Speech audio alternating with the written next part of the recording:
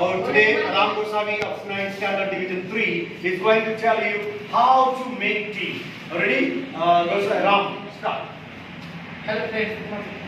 Hello friends. I am studying 9th class Division 3. Today I am going to tell you how to make tea. Okay.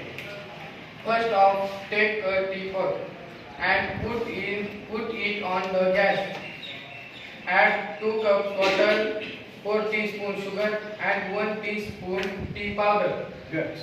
Light up the gas. Very good. And 2 minutes boiling. Let it boil up. Let it boil after 2 minutes. Okay. And after boiling, add 2 cups milk.